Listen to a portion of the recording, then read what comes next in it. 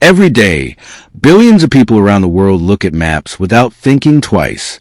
They open their phones, type in an address, and follow a blue line without ever questioning the assumptions that are embedded in the map they are using. They assume that maps are objective, neutral, and accurate representations of reality. Simple tools that help us navigate from one place to another without any hidden agenda or political bias. But this assumption is dangerously naive. Maps are not neutral. They are not objective. And they are certainly not simple. Maps are political documents, cultural artifacts, and instruments of power that have been used for centuries to shape the way people think about the world, to justify conquest and colonization, to erase entire civilizations from history, and to create the very realities that they claim to represent. Maps do not just reflect history. They create it. The power of maps is immense, and it is largely invisible. A map can make a territory appear empty and available for colonization, erasing the people who have lived there for millennia. A map can make a border appear permanent and natural, even when it was drawn by a colonial power with no regard for the people who live on either side. A map can make a country appear small and insignificant, or large and powerful, depending on the projection that is used. The Mercator projection, the most common map in the world, makes Europe and North America appear much larger than they actually are, while shrinking Africa and South America, reinforcing a worldview that places the West at the center of the universe and relegates the rest of the world to the margins. This is not a coincidence. It is a deliberate choice, a choice that has shaped the way generations of people have understood the world and their place in it. The world is waking up to the power of maps. Indigenous communities are using maps to reclaim their ancestral lands, documenting their history and their presence in places that colonial powers have declared empty and uninhabited. Activists are using maps to expose environmental injustices, showing how pollution and climate change are affecting marginalized communities. Cartographers are developing new projections that challenge the Eurocentric bias of Mercator projection, creating maps that show the world as it really is, rather than as the powerful want it to appear. The map is being reclaimed, and with it, the power to shape history is being redistributed. The map never lies, but the people drawing it always have a reason. The question is not whether maps can change history. The question is whether we will use them wisely, or whether we will continue to use them to perpetuate injustice, inequality, and conflict. To fully understand the power of maps to change history, we must first travel back in time to the ancient world, when maps were not just tools for navigation, but sacred objects that connected people to the cosmos and to the divine. The earliest maps, carved on clay tablets and painted on cave walls, were not intended to be accurate representations of geography. They were symbolic representations of the world, showing the relationship between the human world and the spiritual world, the known and the unknown, the safe and the dangerous. These maps were not about getting from point A to point B. They were about understanding the meaning of existence and the place of humanity in the universe. The Greeks and the Romans were the first to develop maps that approached modern standards of accuracy. The Greek geographer Ptolemy created a map of the world that was used for more than 1,000 years, a map that showed a world that was centered on the Mediterranean, with Europe, Africa, and Asia arranged around it, and with the Atlantic Ocean as a boundary of the known world. Ptolemy's map was a masterpiece of ancient scholarship, but it was also a political document, a map that reinforced the Roman Empire's sense of itself as the center of civilization and the rightful ruler of the world. The medieval period was a time of religious maps, maps that depicted the world as a circle with Jerusalem at the center, surrounded by the known continents of Europe, Asia, and Africa, and surrounded by a vast and mysterious ocean. These maps were not about navigation or geography. They were about faith, a visual representation of the Christian worldview that placed the Holy Land at the center of the world and the faithful at the center of the universe. These maps reinforce a worldview that was deeply religious and deeply hierarchical, a worldview that justified the Crusades, the persecution of heretics, and the subjugation of non-believers. The age of exploration was a turning point in the history of maps. The Portuguese, the Spanish, the Dutch, and the British, driven by the desire for trade, gold, and empire, began to map the world with unprecedented accuracy, creating maps that were not just symbolic, but practical tools for navigation and conquest. These maps were used to chart new trade routes, to claim new territories, and to exploit new resources. But they were also used to erase the people who lived in those territories, to deny the existence of their civilizations, and to justify their subjugation and destruction. The maps of the age of exploration were instruments of genocide and imperialism, used to destroy entire cultures and create a new world order that served the interests of the European powers. The world before modern maps was a world of mystery, where the unknown was filled with monsters and legends, where the boundaries between the known and the unknown were fluid and contested. The world after modern maps was a world of order, where every piece of land was claimed, every boundary was fixed, and every people was classified.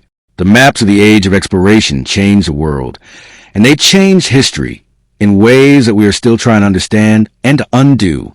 The hidden power of maps lies in their ability to create reality, to define what is real and what is not, what is important and what is not, what is true and what is false. Maps are not passive representations of an objective reality. They are active participants in the construction of reality, shaping the way we see the world, the way we understand our place in it, and the way we relate to each other. The power of maps is not just in what they show, but in what they leave out, in the silences and erasures that are built into every map, in the assumptions and biases that are embedded in every projection, and in the stories that are told and the stories that are suppressed. The first hidden layer is the power of projection. The Mercator projection, the most common map in the world, is a cylindrical projection that distorts the size of land masses, making Europe and North America appear much larger than they actually are, while shrinking Africa and South America. This distortion is not accidental. It is a deliberate choice that reflects the Eurocentric worldview of the cartographers who created it, a worldview that places Europe at the center of the world and makes the rest of the world appear small and insignificant. The Mercator projection has shaped the way generations of people have understood the world, reinforcing the idea that Europe is the center of civilization and that the rest of the world is peripheral. The second hidden layer is the power of naming. The names that appear on maps are not neutral. They are political statements, reflecting the power dynamics of the time, the values of the map makers, and the interests of those who commission them. The names of cities, rivers, mountains, and countries are often the names given by conquerors, colonists, and imperial powers, names that erase the original names of the people who live there, and that impose a new identity on the landscape. The renaming of places is a way of claiming ownership, of asserting dominance, and of rewriting history. The third hidden layer is the power of borders. The borders that appear on maps are not natural features of the landscape. They are human inventions, political constructs that are created, contested, and enforced by the powerful. Many of the borders in Africa and the Middle East were drawn by colonial powers with no regard for people who lived there, dividing ethnic groups, creating artificial nations, and laying the groundwork for the conflicts that continue to plague the region to this day. The borders on the map are not just lines on paper. They are instruments of power, used to control the movement of people, to allocate resources, and to define identities. The fourth hidden layer is the power of erasure. Maps are not just about what is shown. They're also about what is left out, the erasures that are built into every map, the silences that are imposed on the people and places that are deemed unimportant. The maps of the age of exploration erase the civilizations of the Americas, Africa, and Asia, depicting the land as empty and available for colonization, denying the existence of the people who had lived there for millennia. The erasures on the map are not just about geography. They are about history, about the stories that are told and the stories that are suppressed. The hidden power of maps is immense, and it is largely invisible. The map is a weapon, a tool of power, an instrument of control that has been used for centuries to shape the world and to rewrite history. The impact of maps on global history is profound and far-reaching, shaping the way we understand the world, the way we relate to each other, and the way we imagine the future. The map is not just a tool for navigation. It is a cultural artifact that reflects and reinforces the power dynamics of the time, the values of society, and the interests of the powerful. The global ripple of maps is felt in every corner of the world, in every culture, and in every society, shaping the way we see ourselves and the way we see others. The first ripple is the legacy of colonialism. The maps of the age of exploration were used to justify the colonization of the Americas, Africa, and Asia, to deny the existence of the people who lived there, and to impose a new order on the world. The borders that were drawn on the maps of the colonial powers continue to shape the political landscape of the world, creating artificial nations that are often divided by ethnic, religious, and linguistic lines, laying the groundwork for the conflicts that continue to plague the world today. The legacy of colonialism is built into the map and cannot be erased by simply redrawing the lines. The second ripple is the shaping of national identity. Maps are essential to the creation of national identity, providing a visual representation of the nation, its borders, its people, and its history. The maps that are used in schools and museums and in public spaces are not just educational tools. They are political documents that shape the way people understand their nation and their place in the world, reinforcing the idea of the nation as a natural and permanent entity, and suppressing the histories and identities of minorities and marginalized groups. The third ripple is the impact on international relations. Maps are used to justify territorial claims, to define borders, and to assert sovereignty. The disputes over islands, borders, and territories that are ongoing in the South China Sea, the Kashmir region, and the Middle East are not just about land. They are about the maps that define that land, the maps that have been drawn and redrawn over centuries, the maps that are used to legitimize claims and to delegitimize the claims of others. The map is a battleground, a space where power is contested and where history is written and rewritten. The fourth ripple is the impact on environmental justice. Maps are increasingly being used to expose environmental injustices, showing how pollution, climate change, and resource extraction are affecting marginalized communities. Activists are using maps to document the impacts of oil drilling, mining, and deforestation, creating a powerful visual record that can be used to hold governments and corporations accountable. The map is a tool of resistance, a weapon of the powerless, a way of reclaiming the power to shape the narrative and to demand justice. The global ripple of maps is spreading, touching every aspect of human life, from the way we navigate our cities to the way we understand our history and our future. And the power of maps is only growing as new technologies, from satellite imagery to artificial intelligence, are creating new ways of mapping the world and new opportunities to shape the way we see it. And yet, despite the immense power of maps to shape history, there's a growing movement to reclaim the map, to use it as a tool of liberation rather than control, to create new maps that challenge the dominant narratives, that give voice to the silenced, and that empower the marginalized. The critical pivot is underway, a shift in the way we think about maps and the way we use them, a shift from the top down, authoritarian mapping of the powerful to the bottom up, participatory mapping of the people. The first critical pivot is the development of participatory mapping, a process that involves communities in the creation of maps, allowing them to document their own histories, their own territories, and their own resources. Indigenous communities are using participatory mapping to reclaim their ancestral lands, challenging the maps of the colonial powers and asserting their own sovereignty. The mapping is not just about geography. It is about identity, about history, and about power. The second critical pivot is the development of new projections and new cartographic techniques that challenge the biases of the traditional maps. The Peters projection, for example, is an equal area projection that shows the true size of land masses, challenging the Eurocentric bias of Mercator projection.